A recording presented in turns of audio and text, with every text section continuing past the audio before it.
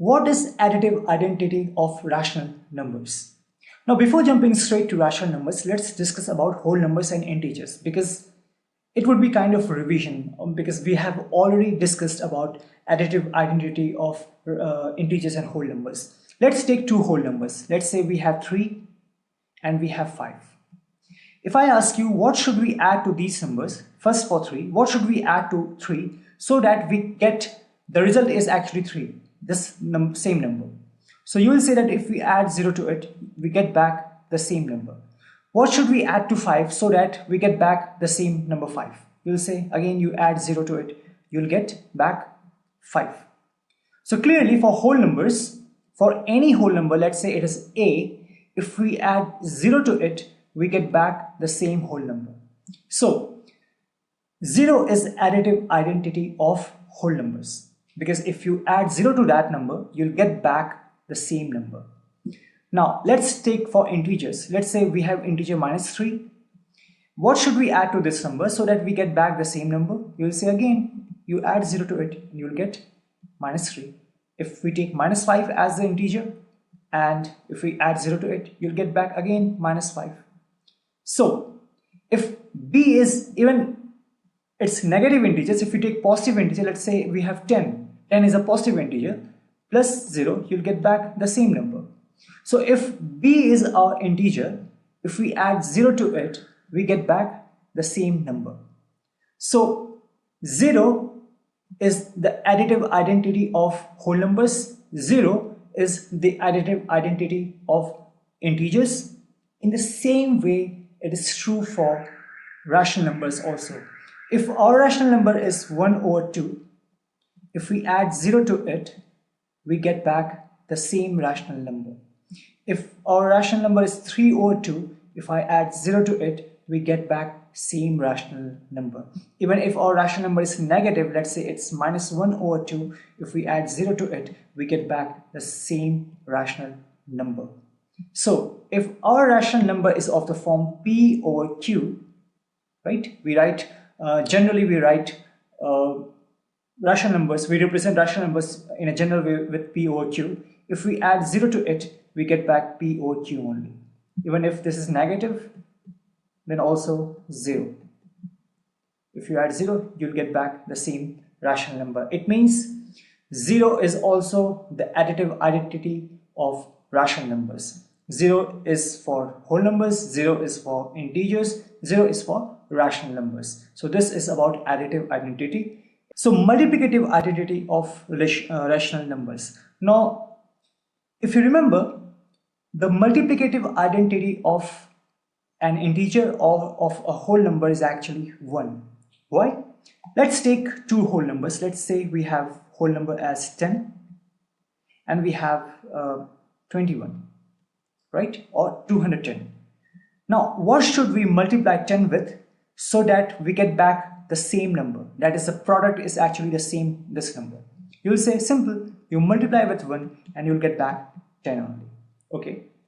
What should we multiply 210 with so that we get back the same number as the product? You will say again, that is, you multiply this one with 1, you'll get back 210 only. Or we can say simple that if 10 times 1 is equal to 10, 1 times 10 is equal to 10. Because this is actually commutative property. A times B is actually equal to B times A. So whether we write 10 times 1 or 1 times 10, both are the same thing. Similarly here, 1 times 210 is equal to 210. So, in general, if our whole number is A, then A times 1 is equal to A, or 1 times A is equal to A. That means if you multiply any whole number with 1, you'll get back the same number. Or you'll multiply any whole number to 1, you'll get back the same number. Therefore, we say that for whole number, multiplicative identity is actually 1. What about integers? So let me take 3 integers, 2 negative and 1 positive. Let's say a negative integer is -11, then positive is, another one is -290, and another one is 30. This is positive integer. What should we multiply minus 11 with so that we get back minus 11 only? We'll say by 1. So this gives us minus 11. Or we can say 1 times minus 11 gives us minus 11. Similarly, minus 290 times 1 will give us back minus 290. Or 1 times minus 290 gives us minus 290. Same thing here.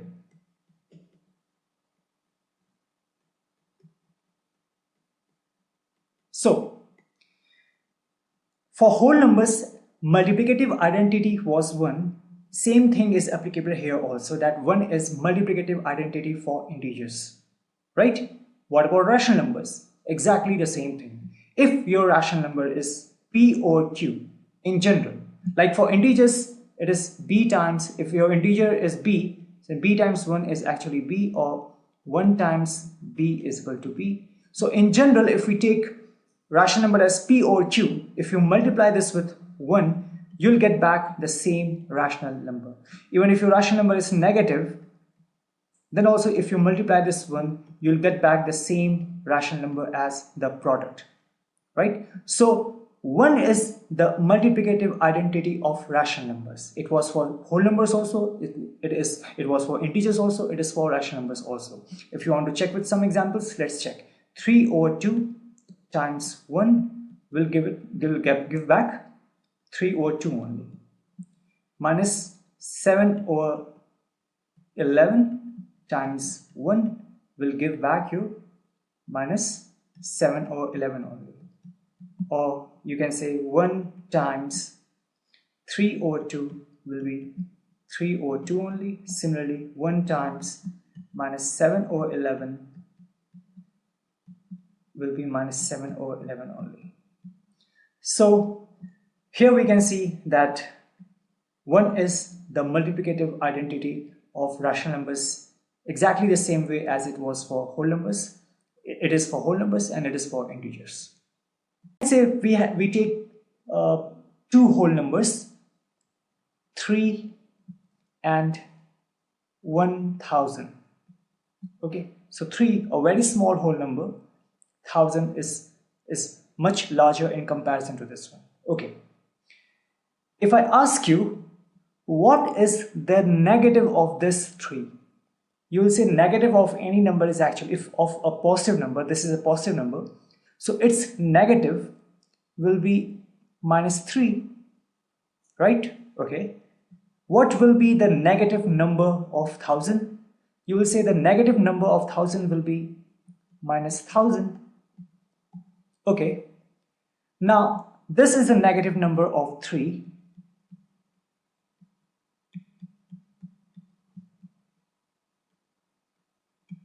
And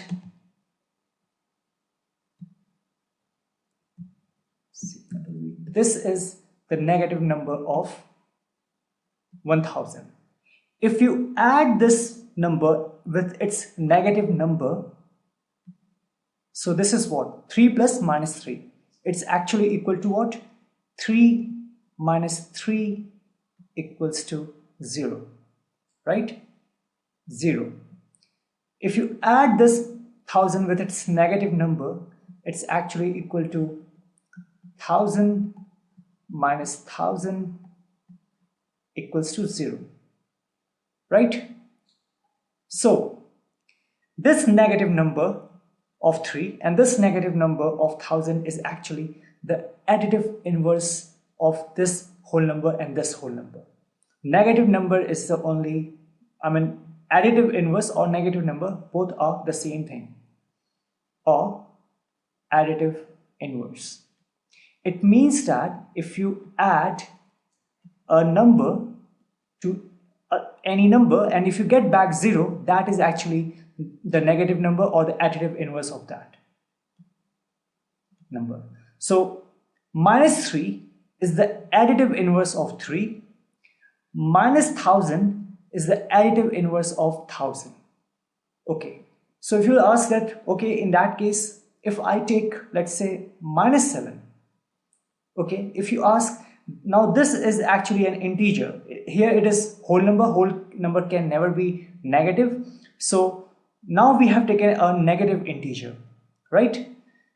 This minus 7, and if I ask you what will be the negative of minus 7, so the negative of minus 7 will be what? Negative of minus 7 will be minus 7, right? Negative of minus 7. So this is actually what? 7. My negative number of minus 7 will be 7, right? So if I add minus 7 with 7, you will get what? 0 only. Same thing here. If let's take another negative integer, let's say this is minus 930. What will be the negative number of minus 930? You will say that minus negative of minus 930. Outside the bracket is minus, inside the bracket is minus. This will give you 930 only. It means if I add minus 930 with 930, I get 0. So it means that if minus 7 is the negative number, then if minus 7 is a number, then its negative number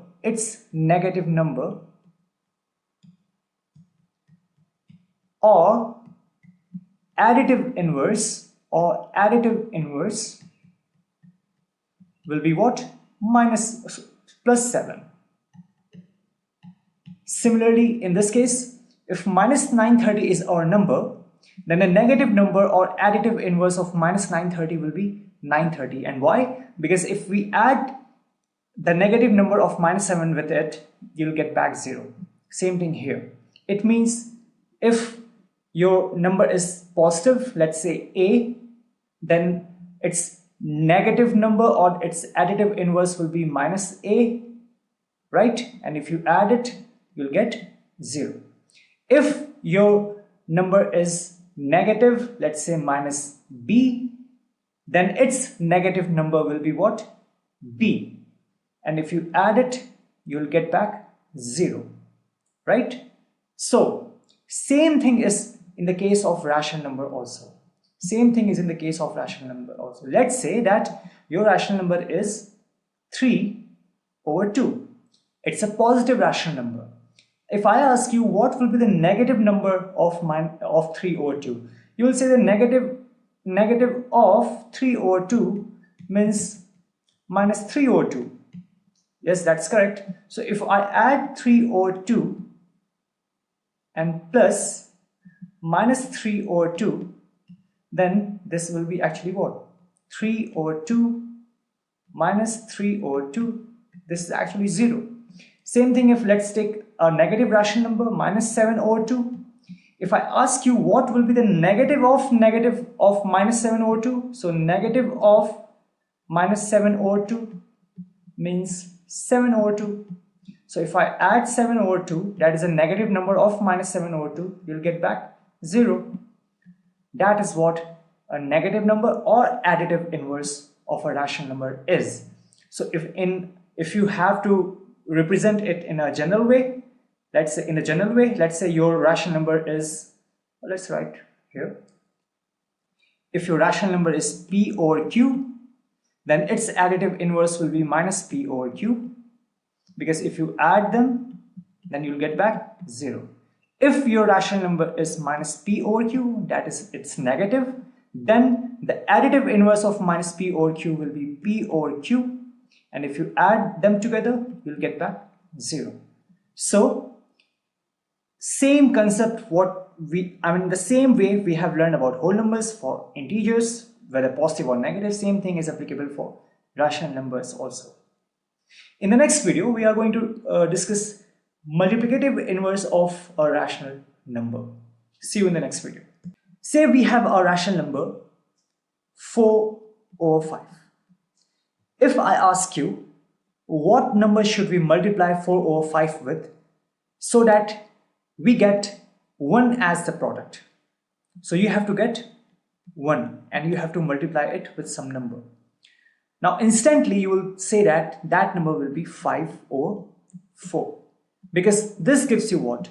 If you multiply 4 with 5, you get 20. If you multiply 5 over 4, you get 20, and this will give you 1. Same thing with any rational number. Let's say that now we have minus 11 over 9. You have minus 11 over 9. If I ask you what number should I multiply this number with so that you get the product as 1, instantly you will say that 9 over minus 11, right? So if you do this, you get minus 99 minus 99, and you get 1, right? Because negative with negative gets cancelled, and this gets 1. This 5 over 4 in this example, and this 9 over minus 11 in this example, these are actually reciprocals of these two numbers. Reciprocals.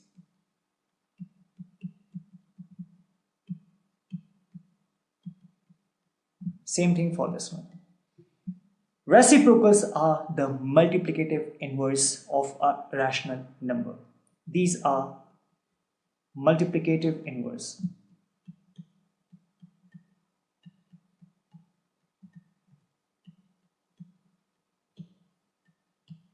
Okay, same thing in this case. So 5 over 4 is the reciprocal or multiplicative inverse of 4 over 5, and 9 over minus 11 is the reciprocal or add multiplicative inverse of minus 11 over 9. Why? Because when we multiply 5 over 4 with 4 over 5, you get 1. If you multiply minus 11 over 9 with its reciprocal, you get 1. So any number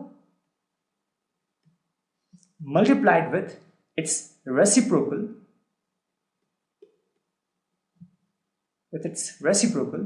gives you what? 1. It is true for whole numbers also, it is true for integers also, it is true for rational numbers also. Let's say you're in the case of whole numbers. If I take a whole number, and we have discussed about whole number integers in our previous videos. If you don't remember, let me quickly revise it. So if your whole number is 11, what will be its reciprocal? Its reciprocal will be 1 over 11, right? And if you multiply this, you get 11 over 11, and you get 1.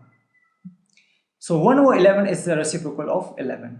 If I take an integer, and let's say negative integer, say it is minus 300. So the reciprocal of minus 300 will be 1 over minus 300. If you solve it, you get minus 300 divided by minus 300. Therefore, you get 1. So a number multiplied with its reciprocal will be 1. Reciprocal is what actually is multiplicative inverse, because when you multiply with multiplicative inverse, you get 1. But here is what very important thing, and that special case is for point, or special case is for 0, the number 0. If I ask you, what will be the reciprocal of 0? What will be the reciprocal of 0? You will say that since 0 can be written in the form of a rational number, we can write it as 0 divided by 1, we can write it as 0 divided by 10, we can write it as 0 divided by 100, doesn't matter. Okay, so let's choose this one. If I choose this one, then I can write its reciprocal as 1 over 0. And here's the problem. We know that whenever we divide any number with 0, then that is actually not defined. That is undefined. We cannot do this. And we have discussed it several times. So since there is no reciprocal of 0, therefore we cannot have multiplicative inverse or the reciprocal of a rational number. So this is a very important thing. So whatever we have discussed until now, that is for the rational numbers, either positive or negative or whole number or integer, they should all be like whole number can be 0, but you cannot have a reciprocal of 0. Similarly for integers and for rational numbers also, your rational number should be non-zero. It should not be 0. So in general, if your rational number is of the form p over q, then its reciprocal will be q over p, or its multiplicative inverse will be q over p, and if you multiply this with p over q, you get 1. If your rational number is of the form minus p over q, that is it's negative, its reciprocal or multiplicative inverse will be q over minus p, If you solve it, you'll get 1. Right? So this was about multiplicative inverse of a rational number.